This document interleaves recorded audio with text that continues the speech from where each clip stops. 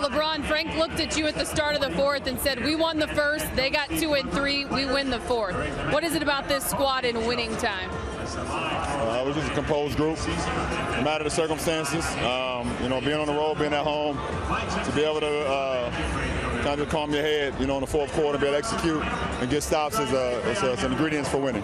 You guys have won 15 of your last 16, but when you talk about the success on the road, you've won 12 straight.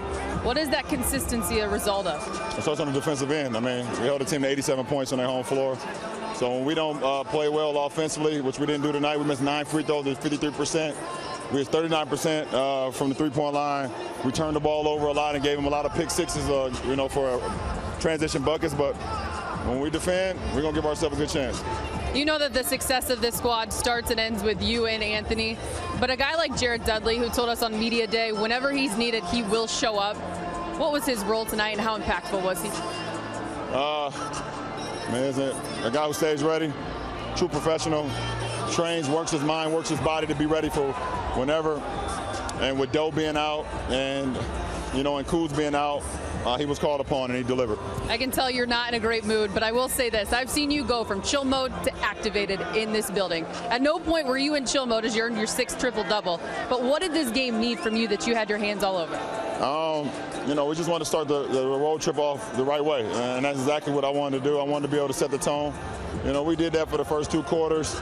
We let our foot off the gas in the 3rd quarter, made it a game, and then in the 4th quarter, it's just time to execute and win a ball game. So, I'm happy about the win, even though I don't look like it, but I'm not satisfied with the way we play. So nice. Wow. What kind of watch is that?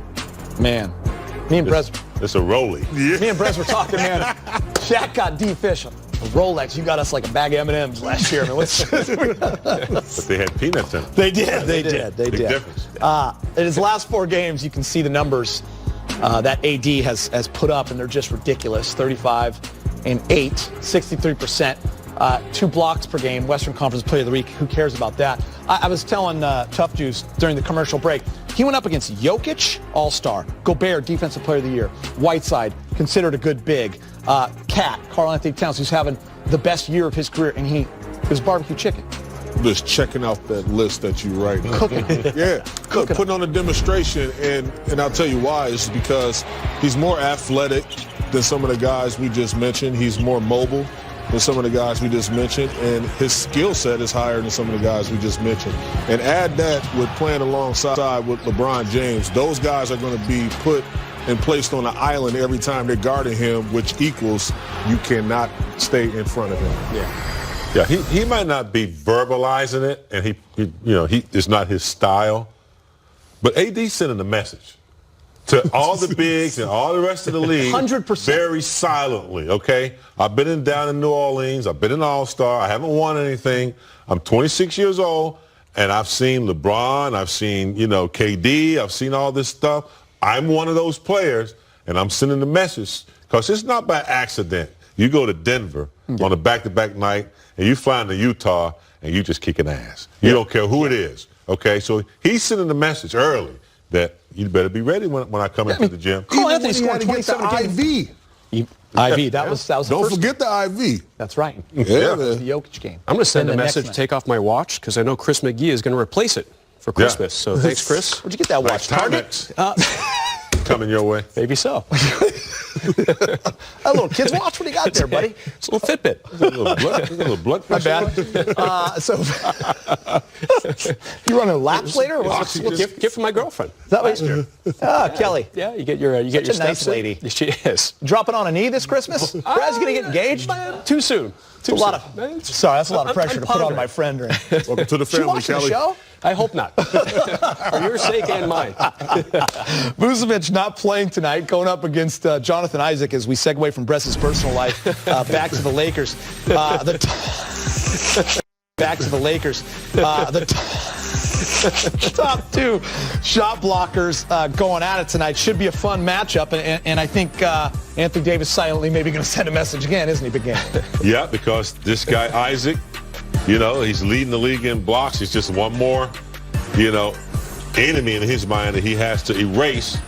So I won't be surprised if he goes out and gets 5, 6 blocks. He's definitely going to protect the paint. and do it in this efficient fashion. So, in order to win games on the road, you got to play excellent defense, and that will happen. I'll tell you what, Jonathan Isaac, he's not going to be the biggest scorer in the game, but the fact that he can block shots like no one else in the league right now, it's pretty impressive what he's done in his second NBA season, I believe. I marvel at your recovery. You are sweating over there. Yeah. By the way, Gobert had zero blocks in 2 games against Anthony Davis. Take your shot as Bress is excited. We're going to this one by your Southern California. House husbands of Spectrum Sports News. Oh, man. Can we go to commercial? Run that on the 5. Can we go to commercial? Falling apart up here. Oh, James, you're taking KCP. He's still in the KCP is still in the starting lineup. Big game, James. You asked him that question. He said, I'm going to hear about it as soon as we go off the air. Yeah, KCP is my man. He has stepped in since Bradley has been out. After struggling a little bit at the beginning of the season. A little conversation with LeBron, and he has really performed well, hitting big shots, doing well on the defensive end. And Caron Butler really going out on a limb here. He's going with Anthony Davis. Oh, yeah, my spider senses this led me to this decision right here. And, look, he's playing at an amazing clip. Offensively, defensively, I think he's going to put on a demonstration. Yeah. Brez? Dwight Howard. Who are the Orlando centers now that Vucevic is not playing? I'll answer that. Kem Birch and Mo Bamba. So Mo Bamba! I'm not expecting greatness from Who was those that guys first name? Kem Birch. I thought you said Kelly again. I thought you said Kelly. Bamba had to shave his head because his Longhorns lost to Shaq's LSU Tigers. Can we please go to commercial? Don't bet with Shaq. Time to get you to Orlando. Bill McDonald and Stu Lance have the call. Billy. A game. LeBron is really, really strong at this game of basketball, Brez. Let's go back to Orlando. Allie Clifton is there with more on LeBron James. Hi. Hi, I couldn't follow that up. I'm sorry, I tried. Let's dive into it. The one thing we know about this Lakers squad approaching Game 25 is that they're very close. They're a very close group. The camaraderie is at a very high level, both on and off the floor. When it comes to off the floor, all you have to do is look at social media. It tells the story. They're taking photos on the team playing. They're going on rare off days to ugly sweater parties in support of their big fella, JaVale McGee. But when it comes to on the court, we know it starts with LeBron James and Anthony Davis. So, by the way, in case you didn't know, they were the first Laker duo since 2003 when Kobe and Shaq did it to combine for 70-plus points in back-to-back games. It's an incredible accomplishment. That's why it hasn't been done since 2003. But I think what's more telling is the way LeBron James digests that exact accomplishment. You starting to feel like a Laker? I am a Laker. I'm definitely a Laker. I feel it, and I'm happy as hell to be one. You and Anthony Davis became the first pair of Laker teammates since Shaquille O'Neal and Kobe Bryant to go 70-plus points in back-to-back games. You know the history of the game. You know the history of that franchise. What does that mean to you? For me, Dave, I think you've had conversations with me. Anytime I'm able to be linked with the greats, myself and AD, to be linked with Kobe and Shaq, I think along that process, along that journey, you sit back and you're like, wow. Because when we're in it, we have no idea. We had no idea what we were doing. We're just trying to win ball games, put ourselves in a position where our teammates feed off us. But when you have moments like that throughout a season or throughout your career, sometimes you're able to sit back and appreciate it. Sometimes you're not. But to hear it from you and to see it, it's pretty cool. And, we love our team. It starts with me and AD both on and off the floor, how our approach is both on and off the floor, and it trickles down to everybody else. But everyone is an MVP. Everyone has a role on our team, and everyone's accepting their role and being an MVP in their role, and you can't ask for more than that.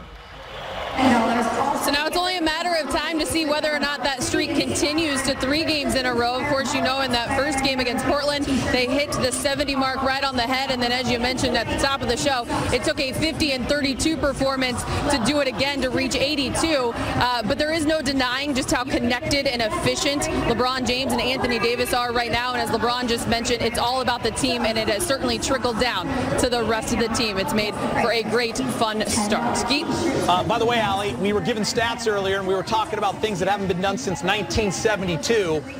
What do you know about the 70s? That's the time that I want to travel back to when I got asked to do like a time hop, time travel. Yes. We often say, Allie's much younger. She did not get any part of the 70s at all. But I like that answer. If you had to go back, she'd go back to the 70s. I appreciate that. 70s. Yeah. Good job, Allie. Happy to have it. I think I go back to the 90s. I really enjoyed it. 90s were the best. Yeah, in college. Pearl Jam and Yeah, they're underrated. Breakdancing. I just want to pull Late up 80s. at the Regal Beagle. Yeah, Regal Beagle. Actually, I'd like to go back to the 70s and know Big Game. That's what I would like to do. A lot of fun. Yeah, it was. LeBron said, I'm a Laker, and I'm happy as hell to be one. I think Laker fans love hearing that. I'm not sure if they knew that or felt that a year ago. What do you think that means to hear those words for the fans, Big Game James? Well, I think it means a lot because, fans want you to be connected to them. If you're on the team, you're connected to the neighborhoods throughout Southern California. When you go to the grocery store, the movie theaters, you're connected. So I think people love to hear that. And I know LeBron, even though he's won in Miami and Cleveland, they know greatness. They know this team has been great with Kobe and Shaq and the history. So for him, finally to arrive, all the other great ones have been here. Jerry Wells, Wilt Chamberlain, Kareem, Kobe, Shaq. So boom, here he is. I thought it was just great just to see him, say that for numerous reasons. But before, it was tough to do that just because the nature of the season. You're losing games, and it's tough to get out there in public and go through that whole process. But now he's having fun, championship built. It's time to go. And Karan, he didn't have a press conference welcoming him to L.A. And I think fans were always like, wait, we want to jump in. Is he happy to be here? And so it was an interesting start, like you said, and then he got hurt. Yeah, he's rolling with that momentum now. Yeah, and now that he's actually winning, he really feels like a Laker, probably because he can see a championship in the horizon, potentially. It's funny, some guys come through here as Lakers, and they just don't seem to match with the fabric. You have Dwight the first time around. Man. That was a one and done. Glenn Rice, back in the Kobe Shaq years, he was here for a bit, and he won a title, but never quite seemed like he'd be a Laker for life. LeBron, it really seems like that's going to be the case. Do you feel, Brez, like there's a similar vibe in the city to when Kobe and Shaq were winning championships now that you have AD and LeBron together? Not yet, and it's not really fair to AD and LeBron, but Kobe and Shaq got here in 96. Yeah. You saw Kobe grow up before your very eyes. They built a few years together before. Exactly. And then in 2000, they finally won that first title together. Shaq, we already knew what he could do in Orlando when he signed on the dotted line with the Lakers. So there's just more time in history. There was more time in history with Kobe and Shaq before they won it all. But I think people are happy. They're kind of like, oh, what's this? Just kind of an unexpected surprise with AD and LeBron being 21-3 with the Lakers right now. Last time the Lakers had the best duo in basketball. I think so. It is reminiscent of some good what you're seeing with them. Yeah, so that's how I look at it. You agree? Ditto. We're getting closer to tip-off at Orlando.